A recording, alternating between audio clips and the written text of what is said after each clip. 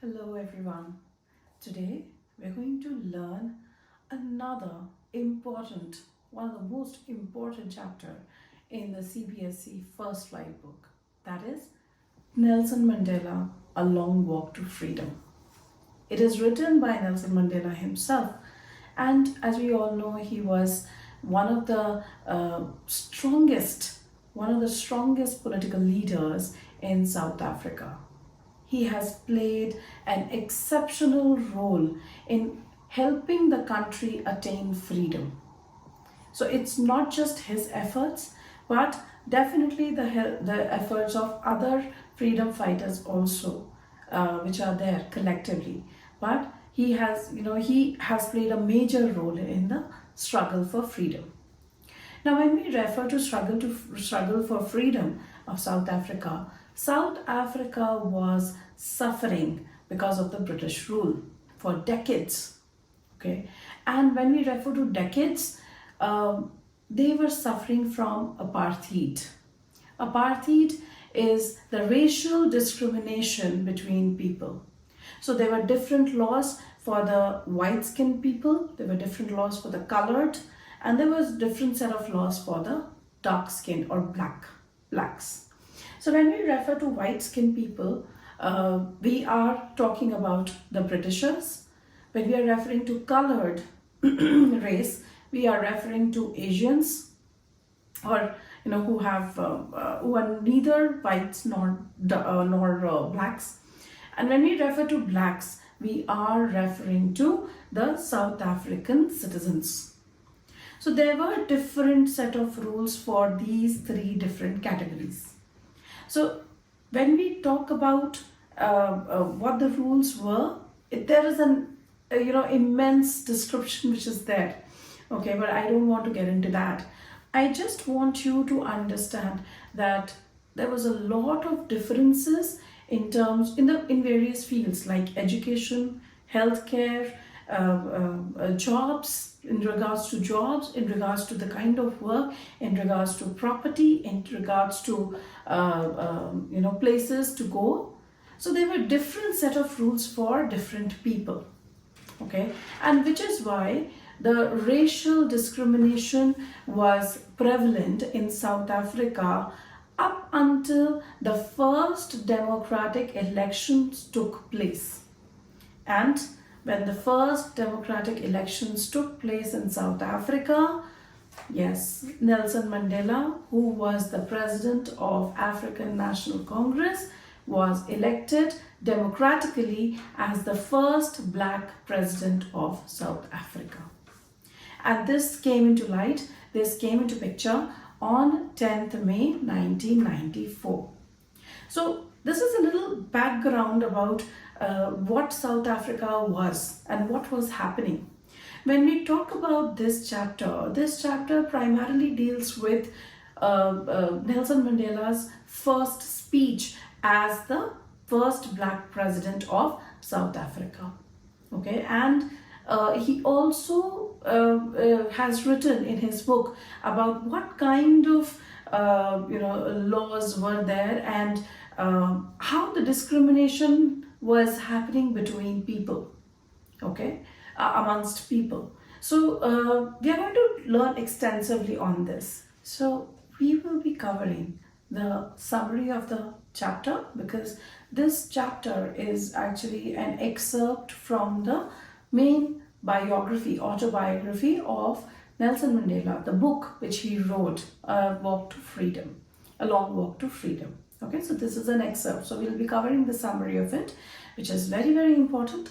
Then we will be talking about the theme which is reflected through this chapter, the message that is conveyed through this chapter, okay, and some of the important tips to answer the questions related to this chapter. Okay, so let's start.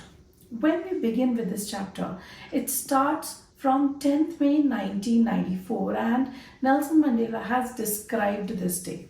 Now this day was the day when Nelson Mandela was, it was a swearing in ceremony for him. It was an inauguration ceremony for him. Inauguration of the new government or the new president, okay, because Nelson Mandela was the first black president who was appointed as the president through democratic elections, the first democratic elections that were held in the country.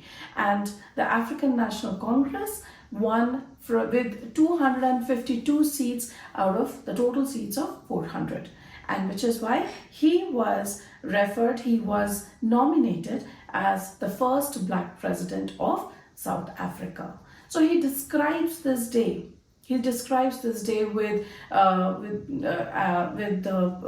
people, the different people from different nations.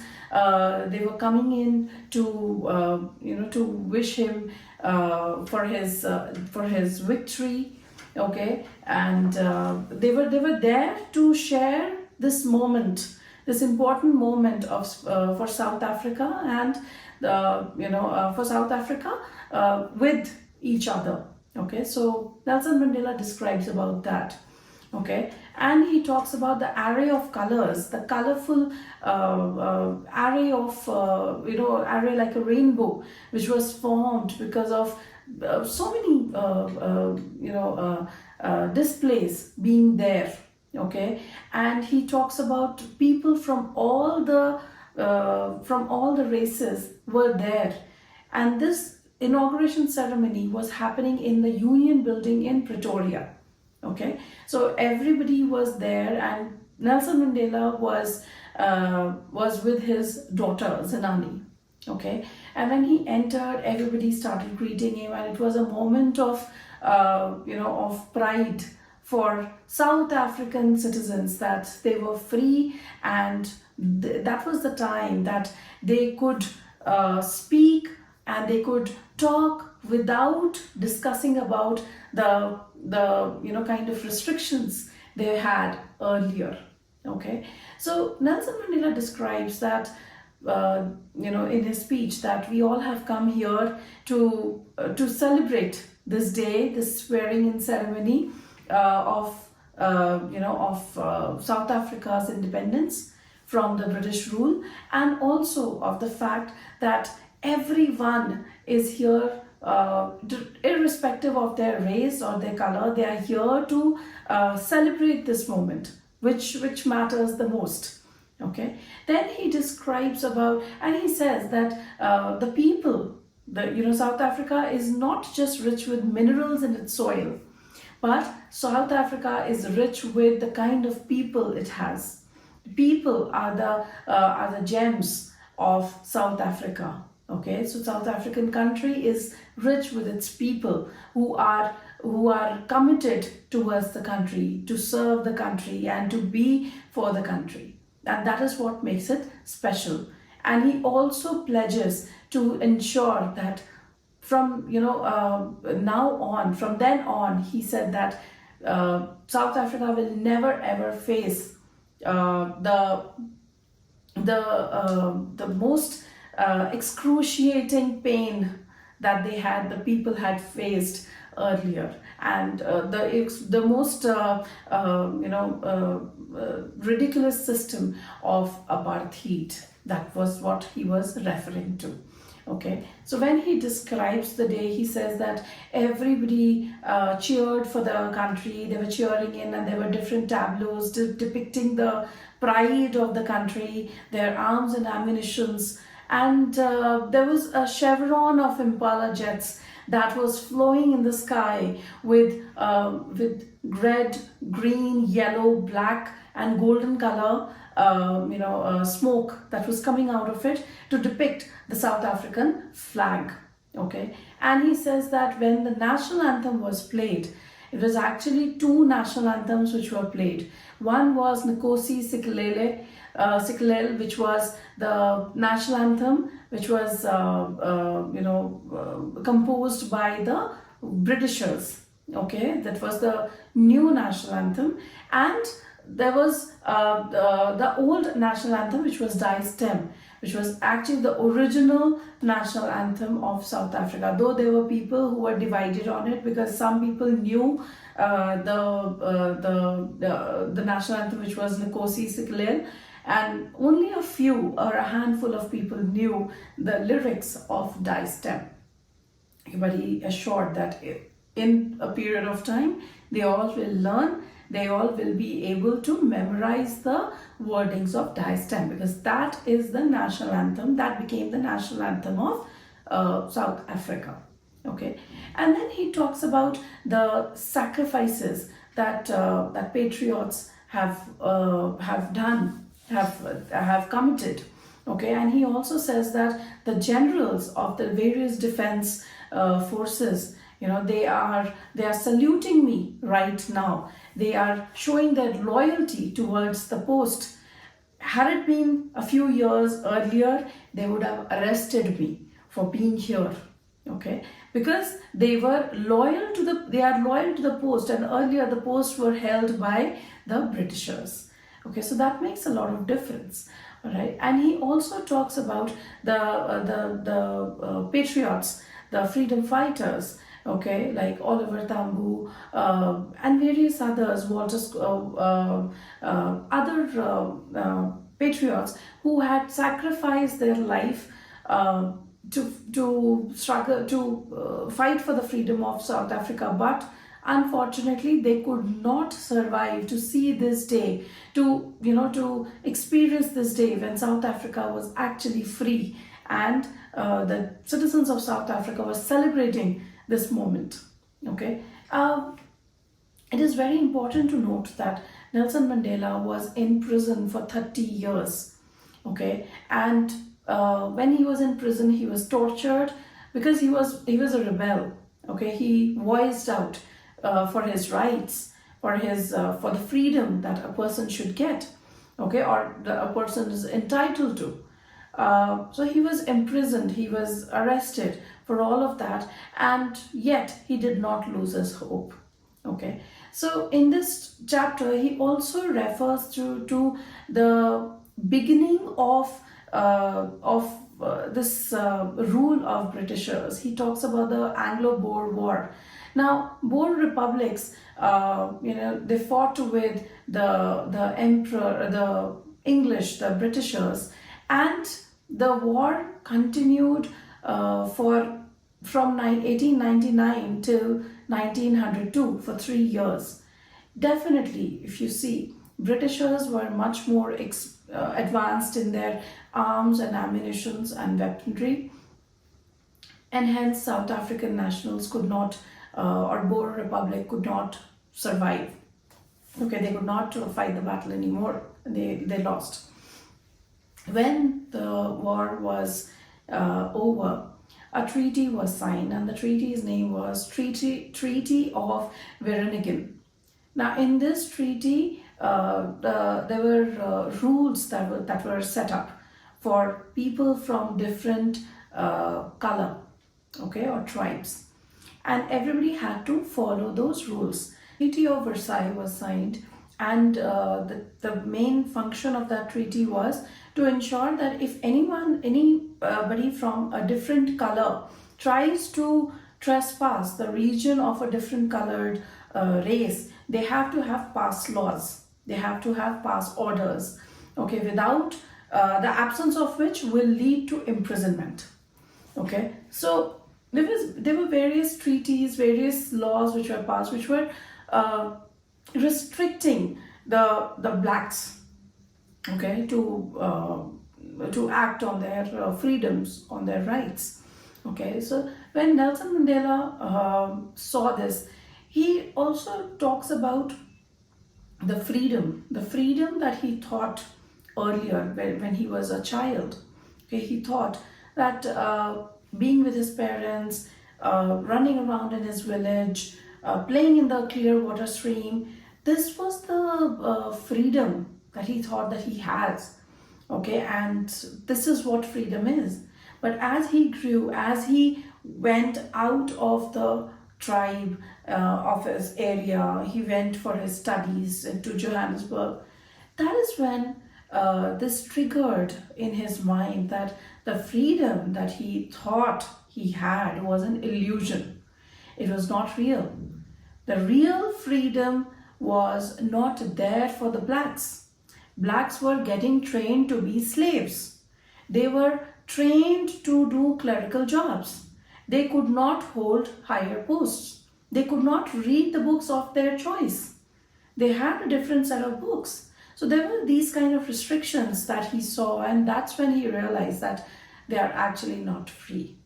Okay, and to mention that, he refers to the fact that every person has a twin obligation. Now, twin obligation refers to the two obligations a man has. The first obligation is towards his family, towards his children, towards his wife, towards his parents, towards his friends, okay, towards the society, where he lives, okay. And the second obligation is towards his country, okay, his people, all right. And what he tries to say is that if a man has to fulfill any obligation, he has to choose. If you think that you are going to go with both the obligations and fulfill both of them, that would not be possible, because of one of the obligation, the other one will have to suffer. So he says that it is an overlapping process. So you have to make a choice. Either you serve the country or you be a family man. He said that when I realized that the freedom that we are referring to, okay, it is not for him or the people who look like him. That is when he realized that, this is not what he wanted his people to, or his generations to come to face. And he started working towards the betterment of the people and betterment of the country. He started serving them. And so he chose his obligation very strictly, and he started following it. He said, if I would have, if I choose the country, I have to live like a monk. From a law-abiding person, I became a criminal. From a family person, he became a monk. He had to leave all the materialistic pleasures. He had to leave everything: his job, his profession, his family, his friends, his wife, everything, just to serve his country. And that's what the biggest transformation he has referred in this story. So he says that every person has these twin obligations, and you have to choose which one you're going to take.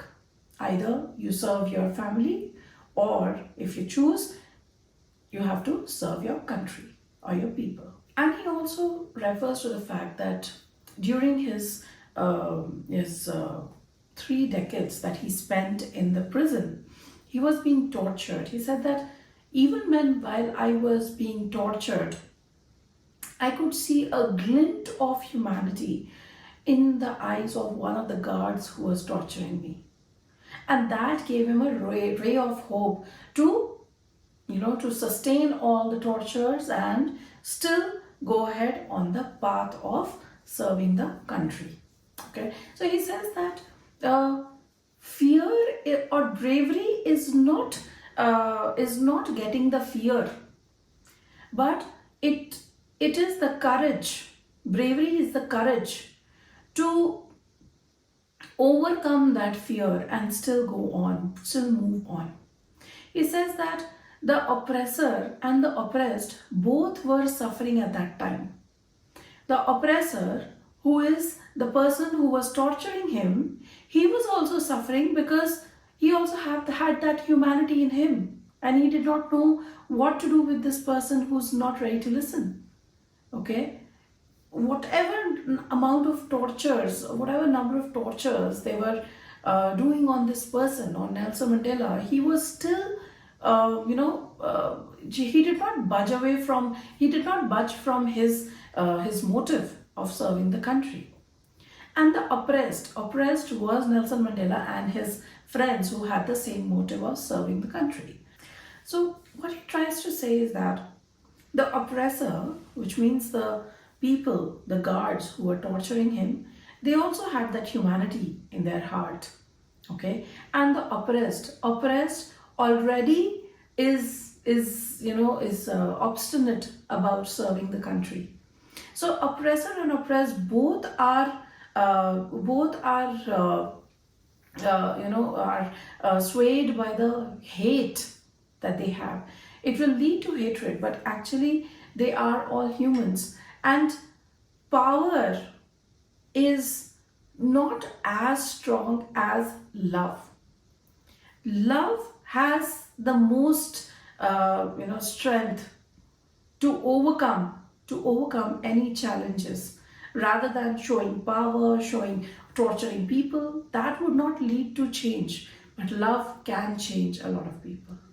So he mentions about that, and that is what he tries to say in this chapter, that uh, that people try to deviate you from your path, but the moment you think of overcoming that fear and overcoming those obstacles, you will still move ahead, you will still go ahead on the same path without deviating from it. And that's very important. Okay, so he says that once he was out of the prison after 30 years, as he was a part of African National Congress. They fought for democratic elections to be conducted in the country of South Africa. And finally, Britishers, when they agreed, finally they won. African National Congress won, because that is what the citizens of South Africa wanted. And Nelson Mandela was appointed as the first black president of South Africa. So he says that it is the citizens, it is the people, the people of South Africa which make this country beautiful and glorious.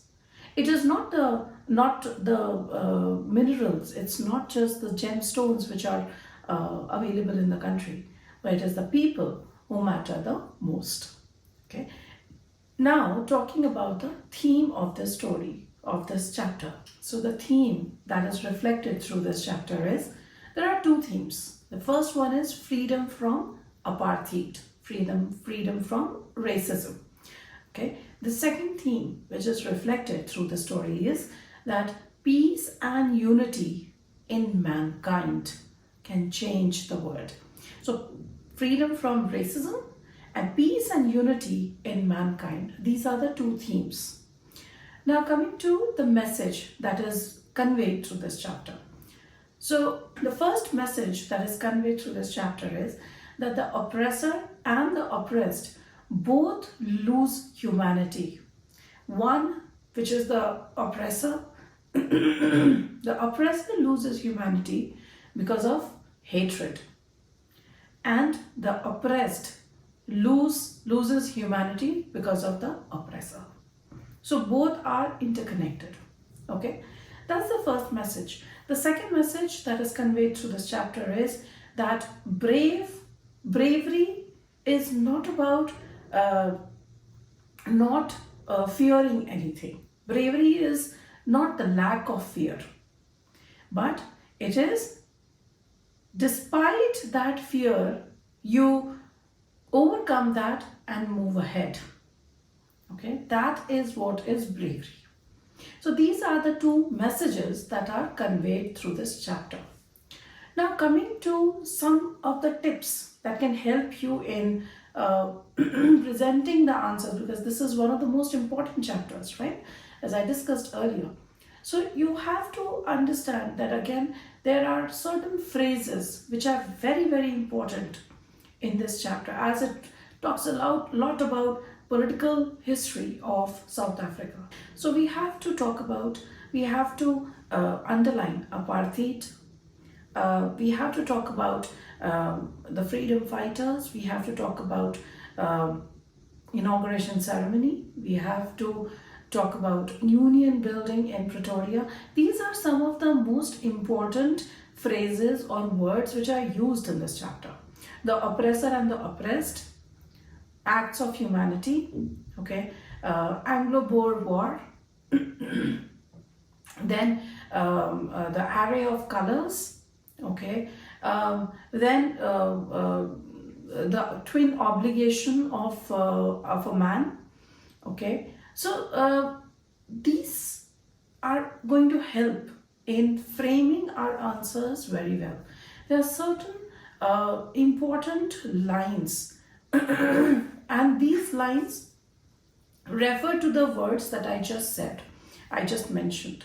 Okay, these are the keywords which are used in those lines. So I would want you all to please read the chapter, find out the keywords and underline those lines, because those lines are going to help you in understanding the political system and what this chapter is talking to you about. Okay, so I hope this chapter is clear to you, and in case you have any doubts, please do write it in the comment box. Thank you so much. Take care of yourself. Bye bye.